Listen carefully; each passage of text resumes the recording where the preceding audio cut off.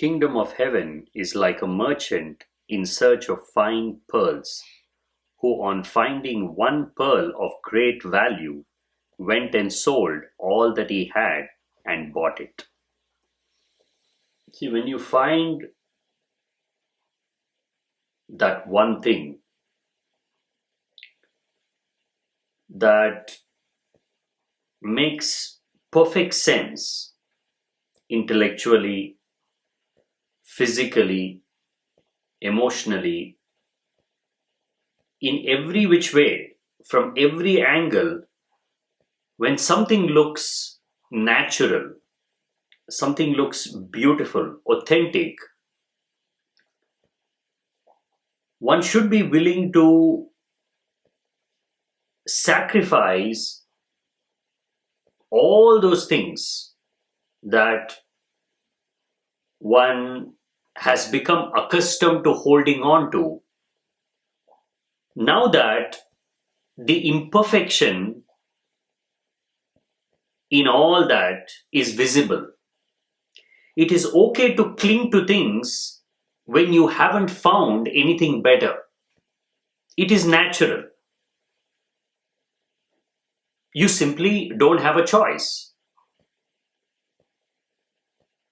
Your habits, the way you think, your natural routine of life, the belief system that you have accepted, just your way of life.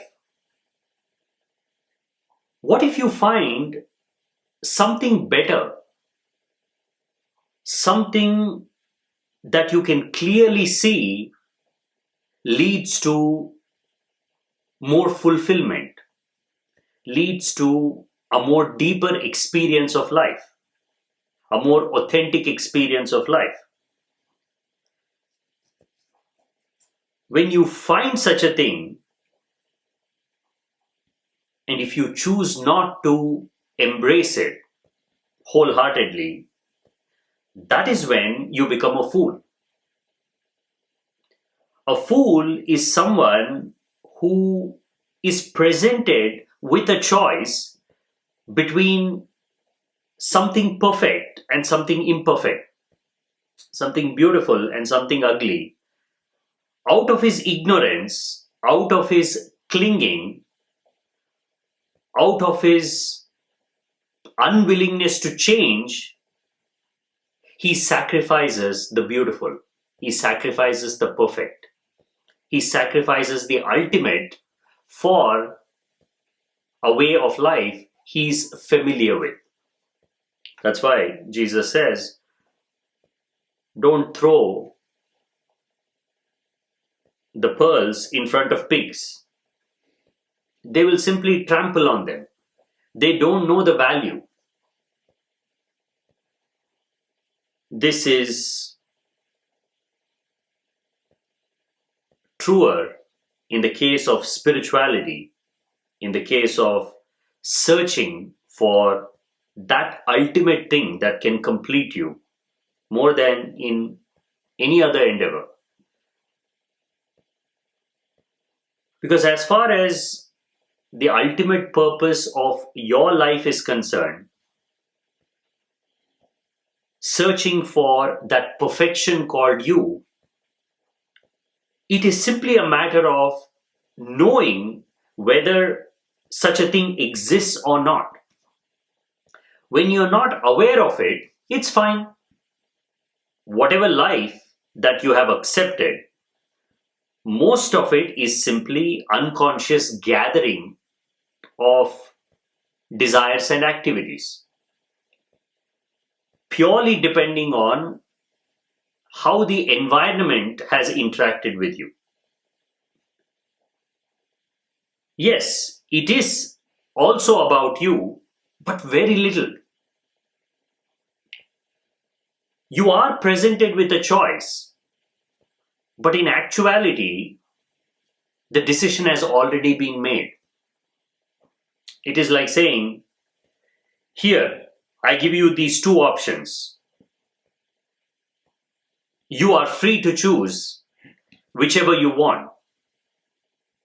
Now, what kind of freedom is this: when you are presented with these two things, you cannot choose anything outside of it. You cannot choose both. You have to choose one. Right there, in that presenting of the choice, your choice is taken away. This is the subtle deception of choice in the world outside. It feels like you are making your own decisions. Of course, you have all the right to choose whatever you want to choose. You can choose to work, or you can choose to sit quiet. You can choose to do this or do that. There are plenty of choices. But the most important thing is, are you free to make a choice? All kinds of tasty food are presented to you. But you have been poisoned. The food is there, you can choose, but you have lost the appetite. You're not naturally drawn to any of those because something has changed inside you. That is the world we're living in. Many things are there, but where are you to make the choice? Your mind has been hijacked. Your thoughts have been hijacked. Something else has replaced your innocence, your curiosity for life, your thirst for knowledge, your thirst for wisdom. You are presented with choices, but even without knowing, you're only choosing between what has already been fixed and given to you. It is like saying you're in the church and you are given an option to drink wine or eat the bread first. You are free to choose. No other church presents it. All other churches, you have to drink the wine first and then you need to eat. But in our church, you are free. Well, what if I don't want any of this? What if I don't want to come to the church at all? What if I don't want any of this belief system? To be truly free is to be free of choosing as well. That is ultimate freedom. I don't want to choose. That is my true freedom. You are presenting me with all these things. You are expecting me to pick one of these. But what if I don't want any of that? It's like the idea of atheists. Now, who are atheists? If you actually think about it, that word should not even exist. That word exists only because religion exists. Believers exist. And in fact, they've made so much noise, they've created so much commotion, so much confusion, that an individual who does not believe in God, there is no need for him to believe in God. It is very natural not to believe in God. He has to come out and say, I'm an atheist. I'm a non-believer. He has to say that as a response. If there were no religions, if nobody was imposing the idea of God on us, there is no need for us to identify as atheists. I am simply who I am. Why should I identify with negativity? It's not something that I am believing in. It's not something that I'm holding on to.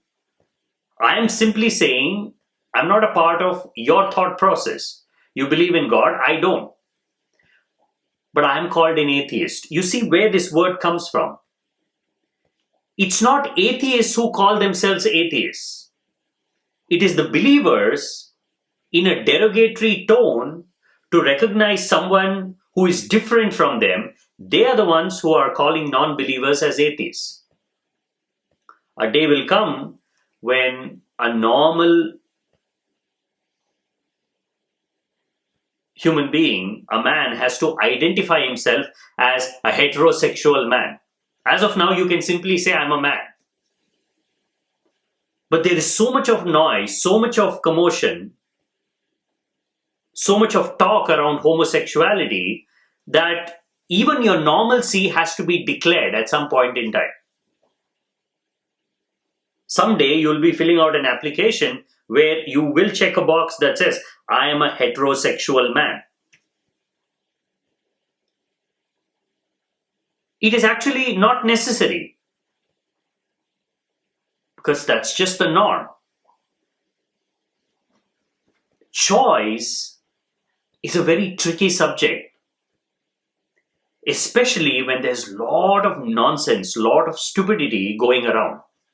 When you're living in a realm of ignorance, when you are a part of a culture, a society where ignorance is more prevalent than knowledge and wisdom, your choices are not your choices. They only appear. To be free is to be free from all impositions. Let's say a rich man who's acquired all the wealth he wants. Is he free? What would be the definition of freedom for a rich man? The definition of freedom would be, can he afford to be poor? That is the definition of richness. Can he choose poverty? Can he choose boredom? Can he choose non-activity? If he cannot choose between what he has and what he might have, then where is the freedom? You're rich, but you don't have any time.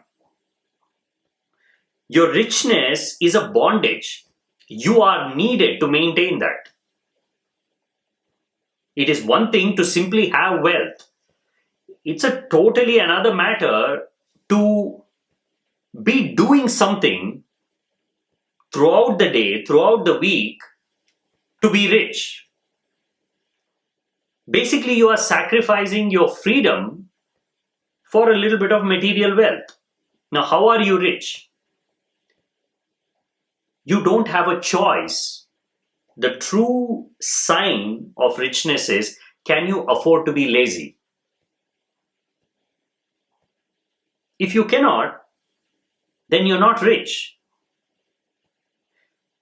It only appears like richness. You have just exchanged one thing with another.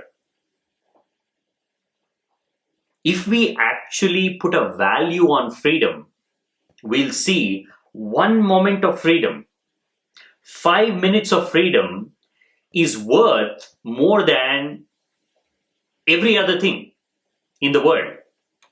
It's more valuable than money. It's more valuable than gold, diamond. It's more valuable than name, fame. But as a society, we have not put a value on freedom. So we sell out very cheaply. We don't even think that we are giving away something so precious. We are so much focused on what we are getting, we altogether forget what is it that we are giving.